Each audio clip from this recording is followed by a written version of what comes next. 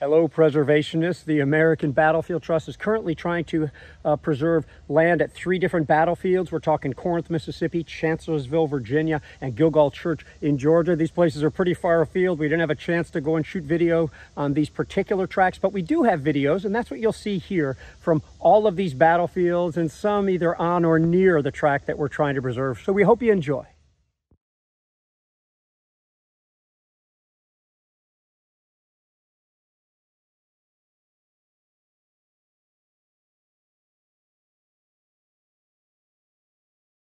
There's a place, I would say, roughly east of here, that even before the Emancipation Proclamation took effect, the enslaved started flocking to the Union Army to get cover here in Corinth. And even before it took effect, they started gathering in this one camp east of here. It is now partly preserved by the National Park Service. They've monumented it a little bit to try to tell that story. We're talking about thousands, I think 6,000 or something, of whom 2,000 became USCT. Do you know anything about this place, Parker?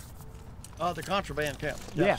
And it was, of course, you can imagine, it was low ground, almost a marshy area. And today it has been preserved. Unfortunately, the buildings that were built, they really don't have a good photographic record. They were just ramshackle wooden buildings that didn't leave a footprint. So we really could not find, the foundations couldn't be determined or whatever to rebuild the camp. So it's a series of monuments here. Yeah, I think it's bad. It's good that some of it's being preserved. I remember hearing too about all the do-gooders flocked here. They opened up schools. They were teaching them skills and trades because all of a sudden you're free. You don't know how to read, and you're going to have to deal with your own money. So you have to learn to count and read, Chris. And consider how deep we are into the Confederacy and in the Deep South at this point. And so the learning curve that the Union Army and that the Union government, they haven't figured out how to deal with all of these refugees. And so we're seeing at the very beginning of that learning curve and how do we deal with this human crisis that takes place. The camp is the first step in trying to figure out, what do we do with these people? What sort of training do we do? What kind of life do we give them?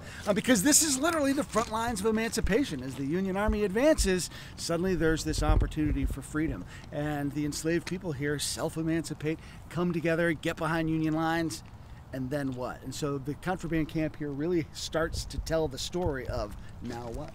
I think that's real cool. They've got a marvelous statue in the of the Civil War Visitor Center here, the National Park Service Center here in Corinth. That shows them actually teaching some children, some contraband children, how to write and to read with slates, with chalk and the old chalkboards. So if you get a chance, I think that's something really worth seeing.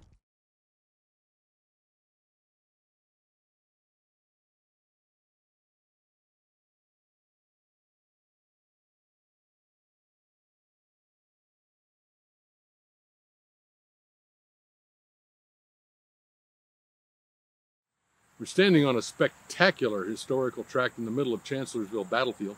In the spring of 1863, Lee, facing the longest odds he faced during the whole war until its last few weeks of about 2 1/4 to 1, came west from Fredericksburg to Chancellorsville, where Hooker's army had gotten around behind him, came up with the notion that he would break his much outnumbered army into a couple of pieces and send Stonewall Jackson all the way across the county around the horizon on the daring flank march.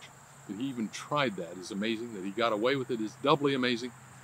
And at 5:15 or so on the afternoon of the 2nd of May, Jackson, with nearly 30,000 men and more than 100 pieces of artillery, was in the woods, in the thickets about a mile west of us here, ready to launch the attack that was really the high water mark, the Army of Northern Virginia. And when those troops came boiling out of the woods, they routed the Federal 11th Corps and pushed them back past Wilderness Church, a few hundred yards west of where we're standing, to this ground. The Federals trying to rally, although they were outflanked by a mile on either side in their position along the historic Orange Turnpike, which is just a few yards to our left here.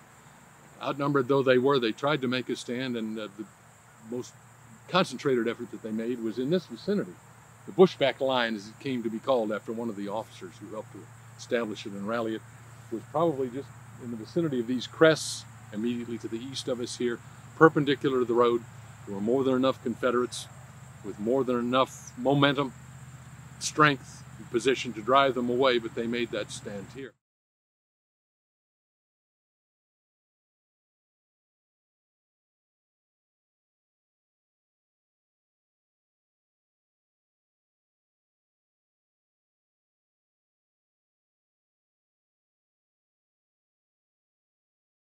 You might be able to hear one of the roads going right beside us, but Gilgal Church was actually destroyed during the battle. It's taken down log by log by Confederate soldiers. And we're talking in an area between June 15th and June 17th, 1864. So to back up just a little bit, we were just along the Pickett's Mill, New Hope Church, Dallas line. We've now fallen back, if we're Joseph Johnston and the Confederate Army of Tennessee, and we have fallen back to a new line. And Gary actually has a map here. So what you're looking at here is Gilgal Church right here. I'm doing this looking through. So we also have Lost Mountain down here. This is going to be the new line of Lost Mountain on my right.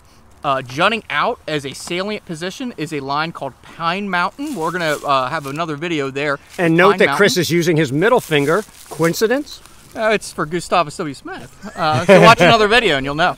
And then we have Brush Mountain over here off to my left. So what we have is a new line here that has been established, and unfortunately for the Confederates, this Pine Mountain is actually a salient position. And salient position in military terms is a portion of your line that protrudes outward. Whenever you fire from that position, you have diverging artillery fire that's diluting your fire. And then if you're on top of that hill, you can have converging artillery fire. So that's going to bring everything right down, raining on top of you. We'll put some of the recreated fortifications up on the screen down at Gilgal Church.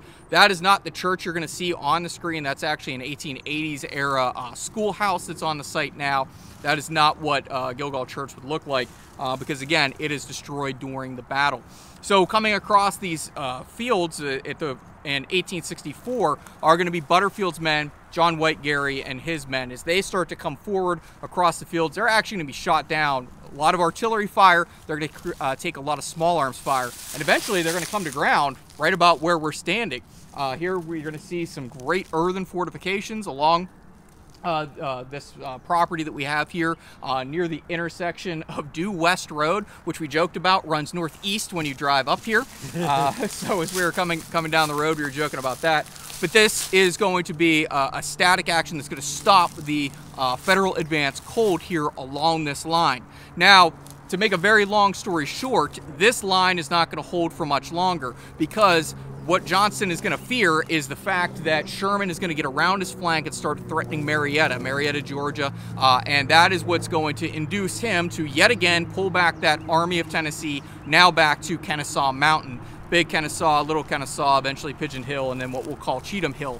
So we are going to be coming up towards the gates of Atlanta. We're going to have the Chattahoochee River on the east side of Kennesaw Mountain, and those are about going to be our last barriers here. But here along this portion of the line, it's a very forgotten, I think, action of the Atlanta campaign along this Pine Mountain, Lone Mountain, Brushy Mountain line. So it's a really cool site if you ever get a chance to come down to Gilgal Church, which is not actually the church, it's a schoolhouse. But check out the historical marker that's down there as well as some of the recreated works. Gary? Yep. Thanks, Chris. I think, you know, it's worth learning about this stuff, and I think before long you might know a little bit more about this. There's more to preserve around here. So many. How many times do we have to hear that the Atlanta campaign is gone before we stop and see hundreds of acres at Pickett's Mill and hundreds of acres at Rocky Face Ridge and 1,000 acres and more at Resaca? And I still think there's some opportunities around here where Gilgal Church and this sort of Brushy Mountain, Pine Mountain line can be preserved.